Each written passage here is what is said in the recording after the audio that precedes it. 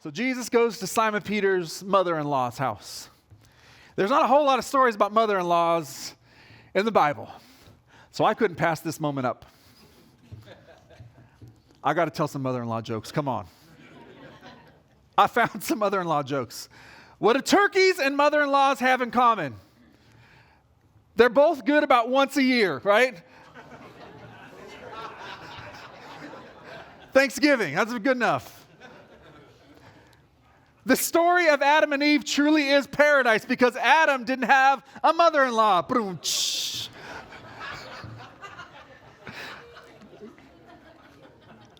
How many mother-in-laws does it take to change a light bulb?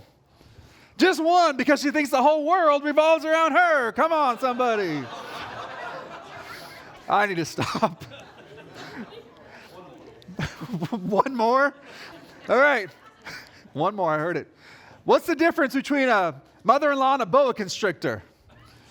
A boa constrictor eventually lets loose. Oh, come on. All right. I need to say this because I know my mother-in-law listens to my sermons. None of these apply to her. She is awesome. No, I'm not kidding. She's amazing. She prays for you guys, this church. But I did learn this also.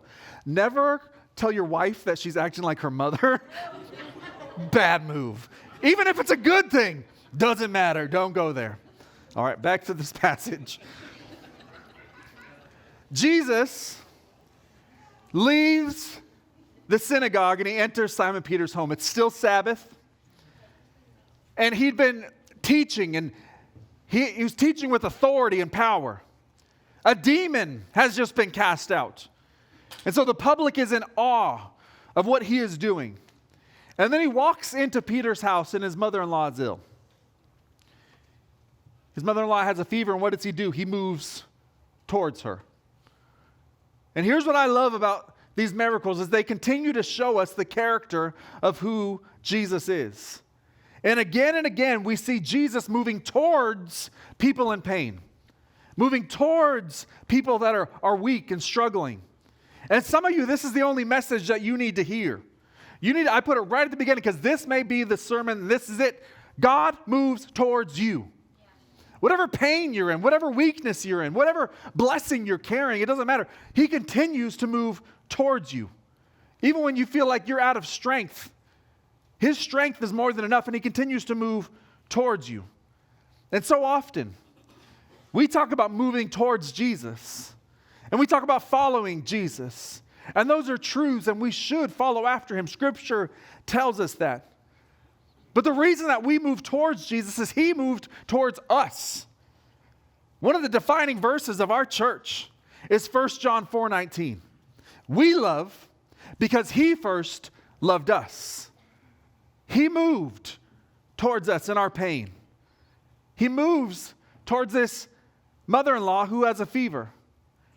And what these miracles show us time and time again is not humanity chasing after God, it's God continuing to move towards us. And the ultimate hope isn't just that there's healing. The ultimate hope is that He has come close. Even in today, whatever situation you're in, He comes close. So He comes close to this woman with fever. And when we think fever, we think something very different than they would have heard and thought. We think fever and we think, a little head scanner, a thermometer, some Tylenol. When you're an adult, you think fever and you think, I get a longer nap today. Come on, somebody. But when they hear this fever, they're thinking way bigger than this. This is detrimental, dangerous, possible death. But here's the thing about a fever. A fever is never the actual problem. The fever is not the disease. The fever is just an indicator. The fever is an indicator that there's something else going on inside of the body, that the body is trying to fight. It's heat on the surface because there's an infection underneath. The fever isn't the root issue, the infection is. Yeah. Now this means a lot to us as we're going to move forward. I remember I had just gotten married. It was just a few months after, and I started having intense pain in my gut, like bad. And I just kept trying to downplay it. I'd run little fevers here and there, but take some Tylenol. Like, what's the problem? I went to the aisle, the aisle that has all the gut issue stuff, where there's Pepto-Bismol. The little Pepto-Bismol jingle, how's it go? You got nausea, heartburn, indigestion, upset stomach, diarrhea. I was like, check. I got all those things. And I was just trying whatever it could to ease that discomfort and pain. Little did I know there was actually a horrible infection going on underneath. And one afternoon, one evening, my fever spiked. And because of that fever spike, I knew something deeper was an issue that almost took my life. But a fever is simply evidence that your body is in a fight. And spiritually, here's how this connects. Because often what shows up on the outside of your life is just an indicator of something deeper that's going on the inside. Yeah. You run fevers in life. Your angry outburst is a fever because there's something deeper going on inside. Often anxiety is a fever of an issue that's deeper. If you're constantly criticizing others with your words, there's probably a deeper infection on the inside. These are fevers that we're running. Some of you keep emotional distance from everybody because you were hurt. And you've got a deeper issue that causes you to live out a fever. But they're really just signals that something deeper has taken root. Unforgiveness is a deeper infection. That bitterness you hold towards a dad is a deeper infection. Pride, lust, unhealthy desires are deeper infections. They just show up in our lives and impact us and others in outward ways. They're all a root cause of sin, which is the deeper infection. And what we tend to do, we treat the surface, we treat the fever. We manage our mood. We try to medicate the discomfort. I know what I've done a lot. Sometimes I just busy myself so I don't have to face myself. If I'm busy enough, then I don't have to face the actual root issues. We try to cool the temperature of our soul, but we never actually address the deeper thing that is actually impacting us.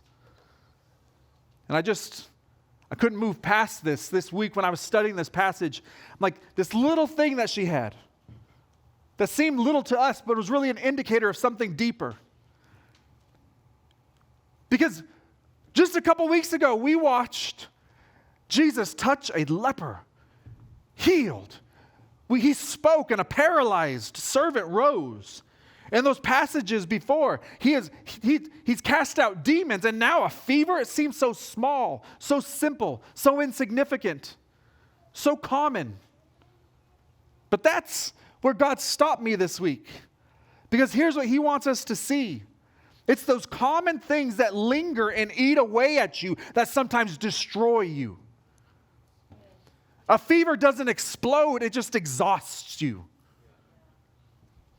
It's not always the biggest evidence, but it's something deeper in you that is just lingering. Sometimes what keeps you knocked down, remember, she's laid down. She's out. And sometimes the thing that knocks you down, it's not something big and dramatic, it's just something that's constantly draining you.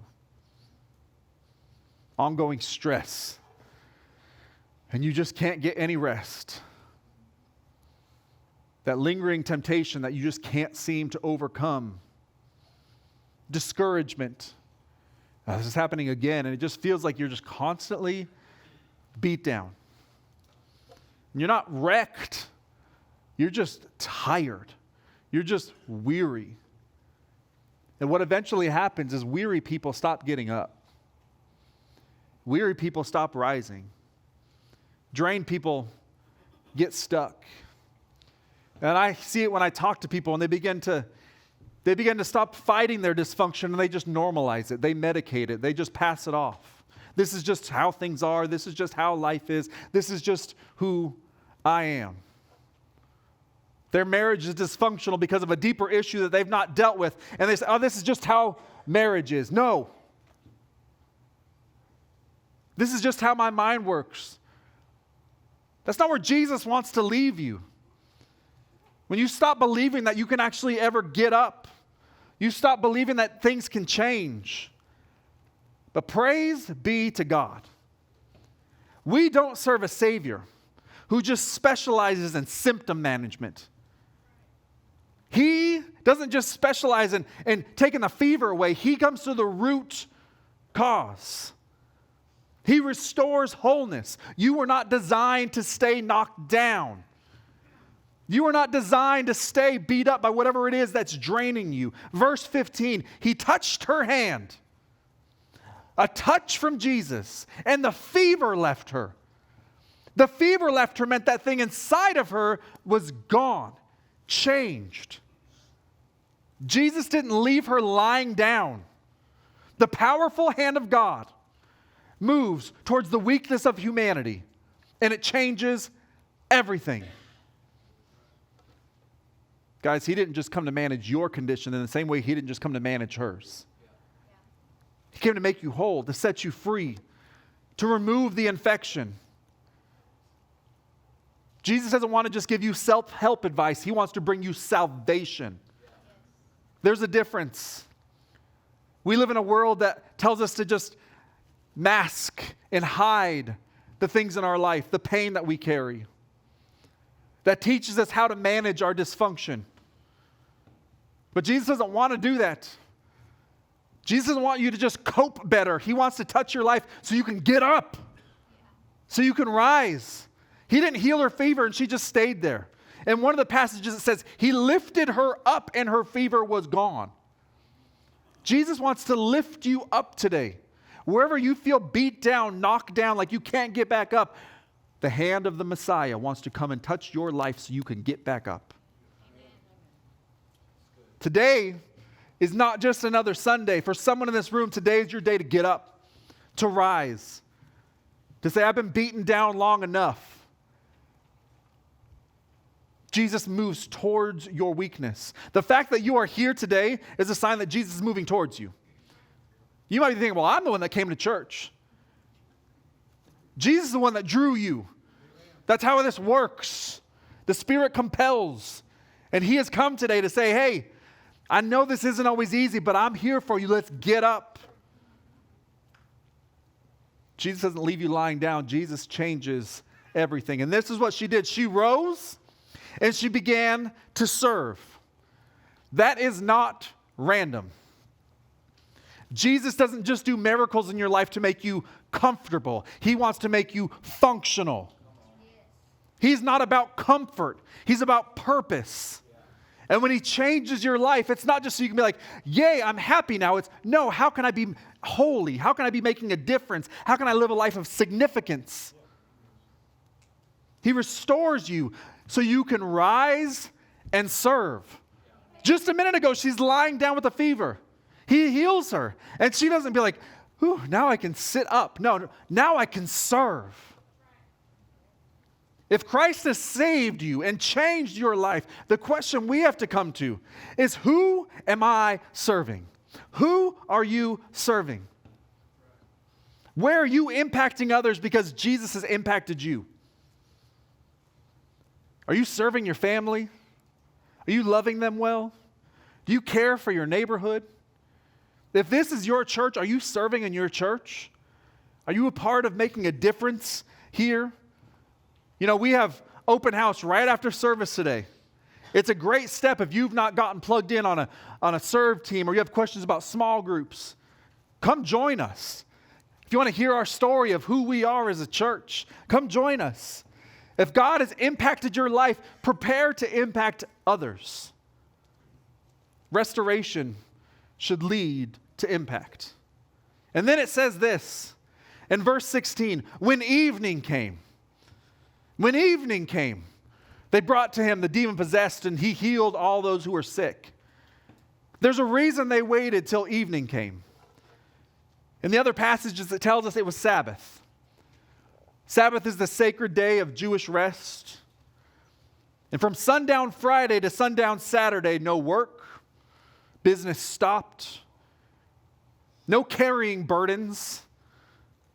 And so they thought, we need to wait for the sun to set. Then we can carry those that are hurting, then we can carry those who have burdens to Jesus. Once the sun sets over the horizon, then we can bring them to him. Meanwhile, they're waiting to carry their burdens, but he's not waiting.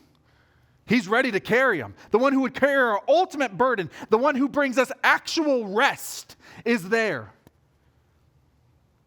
They're waiting on a rule, but the Lord of the Sabbath is there. The Sabbath was created so that they would become dependent on God. The one who they were to be dependent on was standing there. And they're waiting for the sun to set. And here's why this is powerful to us. See, the rest came not in the Sabbath, but in his presence. And so many of us, what we're doing is we're waiting for something to change in our life before we get right with God. They're waiting for healing. They're waiting for the sun to set. A lot of times we're waiting on, okay, when I get this thing right, when I stop with this behavior, when I have more time, then I'll serve. When I get this thing right, then I'll be baptized. And you're waiting on some circumstance to change. In the meantime, Jesus is saying, just come to me. Come to me, all you are weary and heavy laden, and I will give you rest and peace and strength and comfort. He wasn't waiting. He was just saying, come. We wait till we feel worthy. We wait till we've cleaned things up, the shame is worn off. For them, the law said, no, don't carry anything. Just wait. But mercy was saying, just move. Religion will tell you have to be good enough. Grace will say, come now. Move. He didn't need the sun to go down. He was there. So, are you waiting for change, or are you moving towards the one who brings it? Are you waiting for change? Or are you moving towards the one who actually can bring change in your life? And then Matthew moves, because Matthew, remember, his original intended audience is first century Jews who are waiting for the Messiah. They've heard the prophecies and the promises, and they're waiting. And so Matthew adds this little line at the end, quoting from Isaiah. He quotes from Isaiah chapter 53, verses 4 and 5. It says, surely he took up our pain. He bore our suffering. Yet we considered him punished by God, stricken by him and afflicted. But he was pierced for our transgressions. He was crushed for our iniquities. The punishment that brought us peace was on him, and by his wounds we are healed. Matthew is saying this person that was prophesied in Isaiah, Jesus is him. And those hands, the hand that reached and touched the woman with the fever, and she was healed. That same hand would be stretched on a cross, nailed. Blood would flow so that we could be set free. And when his blood flowed, it was not weakness, it was redemption. Jesus' blood didn't come just to cover up your symptoms, guys. He didn't give his life just to cover up our symptoms, to make us a little bit better. He came to set us free. To set us free so that we could be made whole, forgiven, righteous. All of that was sealed in blood on the cross. Today, some of y'all walked in here with a fever. You've got outward issues that continue to plague you, and you've been trying to treat the fever over and over and over again. But Jesus, remember, he didn't come to treat fevers. And inside of us is really what we all have is a sin issue. We all have a sin issue. And he came to take that sin upon himself. At the cross, Jesus didn't just simply soothe our symptoms. He absorbed the full infection of sin on himself.